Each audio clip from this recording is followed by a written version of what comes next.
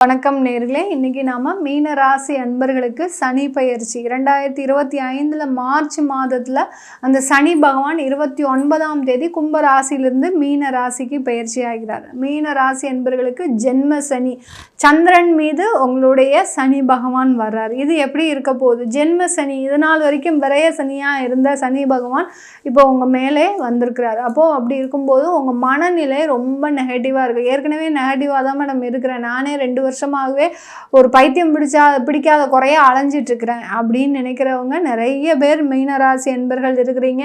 அதுலேயும் தொழில் செய்கிறவங்களா இருந்தீங்கன்னா இந்த பக்கம் அவ்வளோ ப்ரெஷர், அந்த பக்கம் அவ்வளோ ப்ரெஷர் அப்படின்னு பயங்கரமான ஒரு ஸ்ட்ரெஸ்ஸில் தான் இருக்கிறீங்க மீனராசி என்பர்கள். கொஞ்சம் நஞ்சம் ஸ்ட்ரெஸ் இல்லை, அதாவது அந்த ஸ்ட்ரெஸ்ஸை வெளியில் சொல்ல முடியாத அளவிற்கு மிகப்பெரிய ஒரு கடும் பிரச்சனையில் மாட்டிகிட்டு இருக்கிறீங்க. இதிலிருந்துலாம் வெளியில் வருவீங்களா அப்படின்னு கேட்டிங்கன்னா கொஞ்சம் நாள் ஆகும். இந்த 2.5 வருஷம் முடியணும். கொஞ்சம் கொஞ்சமாக தான் வெளியில் வரக்கூடிய தருணம். ஜென்ம சனின்றது பார்த்திங்கன்னா ஒரு பக்கம் உங்களுக்கு உயர்வை கொடுத்தாலும் ஒரு பக்கம் ஒரு ஏமாற்றத்தை கொடுக்கக்கூடிய ஒரு தருணம். ஏற்கனவே ஏமாந்து தான் இருக்கோம் அப்படின்ற மாதிரி இது வரைக்கும் எல்லாமே உங்களுக்கு ட்ரெய்லராக தான் நடந்திருக்கு. ஏன்னா ராகு பகவான் பார்த்திங்கன்னா ஒரு ட்ரெய்லராக தான் உங்களுடைய வாழ்க்கையில் எல்லாத்தையுமே கொடுத்துருக்குறாரு. இப்போ சனி பகவான் முழு ஃபிலிமாகவே, முழு படமாகவே கொடுக்க போகிறாரு. அதனால் இது வரைக்கும் நடந்தது எல்லாமே ட்ரெய்லராக நினச்சி மறந்துடுங்க. இனிமேல் தான் கொஞ்சம் ஜாக்கிரதையாக இருக்க வேண்டிய ஒரு தருணம். இதனால் வரைக்கும் மனச்சிதறல்கள் தான் அதிகமாக இருந்திருக்கும். இப்போ உடல் ரீதியாகவே சிதறல்கள் அதிகமாக இருக்கும். ஒரு வேலைக்கு போகணும்னு நினச்சிங்கன்னா வேலைக்கு போக முடியாத ஒரு தருணம். அப்படியே அசால்ட்டாக ரிசைனேஷனை எழுதி கொடுக்கக்கூடிய ஒரு தருணம். அட போங்கப்பா, நான் யார் சொன்ன பேச்சும் கேட்க மாட்டேன் அப்படின்னு அந்த வேலையெல்லாம் ஈஸியாக நீங்கள் ரிசைனேஷன் லெட்டர் கொடுத்துருவீங்க. எவ்வளோ பெரிய பதவியாக இருந்தாலும் சரி. மீனராசி என்பர்கள் பதவிக்கு மயங்காதவர்கள், புகழுக்கு மயங்காதவர்கள், பேருக்கு மயங்காதவர்கள், இந்த மாதிரி அடுக்கடுக்காக சொல்லிகிட்டே போகிறோம். யாராலையும் இவங்கள மயக்கி வைக்கவே முடியாது. அந்த அளவிற்கு மீனராசி என்பர்கள் தனித்துவமாக இருக்கணும்னு நினைக்கிறவங்க, யாருக்கும் அடிமையாக இருக்கணும்னு நினைக்க மாட்டார்கள். அந்த அளவிற்கு இருக்கக்கூடிய மீனராசி என்பர்களுக்கு இந்த வரக்கூடிய 2.5 வருடங்கள் ரொம்ப ஜாக்கிரதையாக, ரொம்ப முன்னெச்சரிக்கையுடன் நீங்கள் ஒவ்வொரு அடியும் எடுத்து வைக்கணும். இதற்கு நீங்கள் முழு பலமாக எதை வச்சுக்கலாம் அப்படின்னு கேட்டிங்கன்னா தெய்வ பலத்தை வச்சுக்கோங்க. உங்களுடைய ஜாதக ரீதியாக உங்களுக்குன்னு ஒரு தெய்வம் இருக்கும். அந்த தெய்வத்தை நீங்கள் பார்த்துட்டு நீங்கள் என்ன செய்யணும் அப்படின்னு நீங்கள் ஃபாலோ பண்ணிக்கிட்டீங்கனாலே அதை விடாப்படியாக பிடிச்சிக்கோங்க. அந்த தெய்வம் இருந்து உங்களை அந்த ஜென்ம சனியிலிருந்து காப்பாற்றக்கூடிய ஒரு சூழ்நிலை கண்டிப்பாக வந்துடும். இதற்கு ஒரே ஒரு தீர்வு அந்த தெய்வ பலம் மட்டும்தான். எனக்கு குலதெய்வம் தெரியாது, என்னுடைய இஷ்ட தெய்வம் தெரியாது, நான் எந்த தெய்வத்தையுமே வேண்டதே இல்லை. சில பேர் என்ன, நான் எல்லா தெய்வத்தையும் வேண்டுறேன் அப்படின்லாம் இருக்கிறாங்க. அந்த மாதிரிலாம் இல்லை. உங்களுக்கு குலதெய்வம் தெரியாதவங்க உங்களுடைய ஜாதக ரீதியாக தெய்வத்தை தெரிஞ்சுக்கோங்க. அடுத்து பார்த்தீங்கன்னா எல்லா தெய்வத்தையும் வேண்டக்கூடாது. எல்லா கிரகத்தையும் இழுத்து நம்ம மடி மீது போட்டுக்கிற மாதிரி தான், எல்லா தோஷத்தையும் இழுத்து மடி மீது போட்டுக்கிற மாதிரி தான்.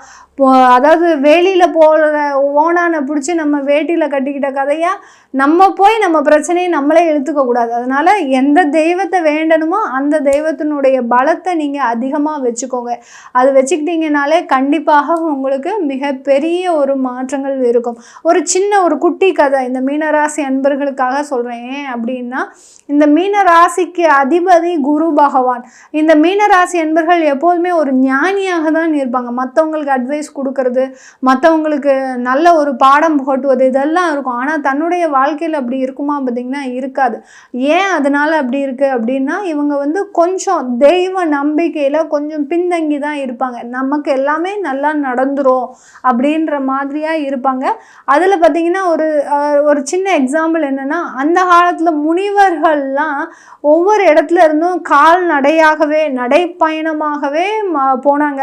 அதுக்கு ஒரு சின்ன உதாரணம் நம்மளுடைய காஞ்சி மகாபெரியவர் தான். அவர் இந்த தேசத்திலிருந்து வடதேசம் வரைக்கும் கால்நடையாகவே பயணித்து அந்த ஒரு எல்லார்கிட்டையும் ஒரு ஒற்றுமையை வளர்த்தவர் அந்த நம்ம காஞ்சி மகாபெரியவர். அவர் கையில் ஒரு தண்டம்னு ஒன்று இருக்கும். எல்லாரும் முனிவர்கள் ஒரு பெரிய பெரிய குருமார்கள் கிட்டலாம் என்ன இருக்கும் அப்படின்னு கேட்டிங்கன்னா தண்டம். அந்த தண்டம் என்ன அப்படின்னா அதுதான் தெய்வ பலம்.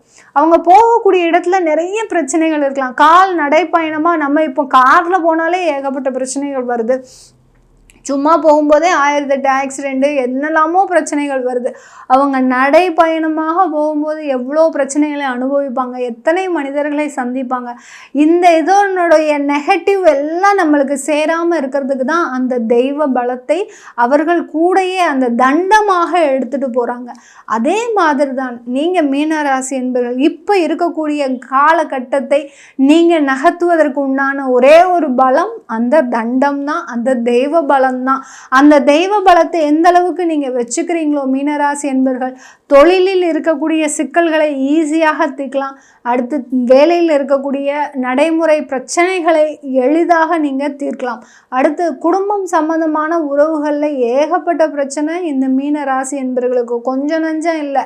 ஒருத்தர் பார்த்தீங்கன்னா நல்லா இருக்கு, எனக்கு பொன் பொருள் சொத்து சொகம் எல்லாம் இருக்கு, ஆனால் திருமணம் ஆகலை, திருமணம் ஆயிடுச்சு, என்னுடைய மனைவி சரியில்லை, கணவன் சரியில்லை, இவங்க எல்லாரும் நல்லா இருக்கிறாங்க, எனக்கு குழந்தை பாக்கியம் இல்லை. இப்படி அந்த குடும்பத்தில் இருக்கக்கூடிய பிரச்சனைகளே இந்த மீன ராசி அன்பர்களுக்கு எல்லாமே ஒரு நல்ல விதத்தில் இருந்தாலும் அந்த குடும்பம் தரக்கூடிய தொந்தரவுகள் அதிகமாக தான் இருக்கும். அதனால இந்த ஜென்ம சனி உங்களுக்கு இந்த மாதிரியான பிரச்சனைகளை எல்லாம் மேலும் தூண்டிவிடக்கூடிய ஒரு நேரம். அதனால சில ஏமாற்றங்கள் வரக்கூடிய ஒரு நேரம். ஆணாக இருந்தால் பெண்ணால ஏமாற்றம், பெண்ணாக இருந்தால் ஆணால ஏமாற்றம்ன்ற மாதிரியாக மாறி மாறி தனக்குத்தானே ஒரு ஈகோ பிரச்சனையினால நான் சொல்றதை நீங்க கேட்க மாட்டேங்கிறீங்க, நீங்க சொல்றதை நான் ஏன் கேட்கணும் அப்படின்ற அளவிற்கு அந்த ஈகோ ப்ராப்ளம்ஸ் அரைஸ் ஆகிறதுக்கு உண்டான ஒரு நேரமாக தான் இருக்கும். அதனால வாக்குவாதத்தை விட்டுருங்க. இந்த மீனராசி என்பர்கள் தெய்வ பலத்தை மாத்திரம் கூட வச்சுக்கோங்க. எல்லாம் நல்லபடியா நடக்கணும்ன்ற ஒரு பிரார்த்தனை உங்களுக்கு காலையில எழுந்த உடனே இருக்கணும். எந்த எதிர்மறை சிந்தனைகளையும் விட்டுருங்க. எதிர்மறை சிந்தனைகள் இருக்க இருக்க உங்களுக்கு அதிகமான ஒரு தொந்தரவுகள் இருக்கும். அதே மாதிரி மீனராசி அன்பர்கள் எல்லாருக்குமே நான் ஜோதிட ரீதியாக கொடுக்கக்கூடிய ஒரு சின்ன அறிவுரை என்ன அப்படின்னா, நீங்கள் அசைவ உணவுகளை இந்த 2.5 வருடங்கள் முழுவதுமாக கம்மி பண்ணிடுங்க. ஏன்னா ஏற்கனவே நெகட்டிவ்ஸ் அதிகமாக இருக்கிற இடத்துல ஃபிசிக்கலாக நீங்கள் எதிர்மறை எண்ணங்களை கொடுக்கும்போது அது மீண்டும் மிகப்பெரிய ஒரு பிரச்சனையாகக்கூடிய ஒரு நேரம். அதனால் அசைவ உணவுகளை எந்த அளவுக்கு தவிர்க்கிறீங்களோ ஜென்ம சனி உங்களுக்கு பெரிய அளவில் பாதிப்பை கொடுக்காது. இந்த மீன ராசி என்பவர்களுக்கு சனியினுடைய பார்வை பார்த்திங்கன்னா 3ஆம் இடத்துல விழுது, 7ஆம் இடத்துல விழுது, 10ஆம் இடத்துல விழுது. எல்லாமே சுகப்பார்வையாக தான் இருக்குது. எந்த அளவுக்கும் பிரச்சனை இல்லை. நீங்கள் எடுக்கக்கூடிய ஒரு டிசிஷன் மாத்திரம்தான் இந்த இடத்துல ஒரு பிரச்சனையாக இருக்கக்கூடும். அதனால் உங்கள் கூட பயணிக்கிறவங்களும் நல்லா தான் இருப்பாங்க. நீங்கள் பேசுகிறது ஒரு சில வார்த்தைகள் தான் அவங்களுக்கு எதிர்மறையாக விழக்கூடும். இது எல்லாமே நம்ம கோச்சார நிலவரப்படி பலன்களை சொல்லியிருக்கிறோம். உங்களுடைய தசாபுத்தி பலன்களை தெரிஞ்சுக்கணும் விருப்பப்படுறவங்க மீனராசி அன்பர்கள் கீழே இருக்கிற நம்பருக்கு வாட்ஸ்அப்பில் அப்பாயின்மெண்ட் வாங்கிக்கிட்டு நீங்கள் என்கிட்ட கன்சல்ட் பண்ணிக்கலாம். உங்களிடமிருந்து விடைபெறுவது உங்கள் ஆஸ்ட்ரோ பூர்ணா. நன்றி, வணக்கம்.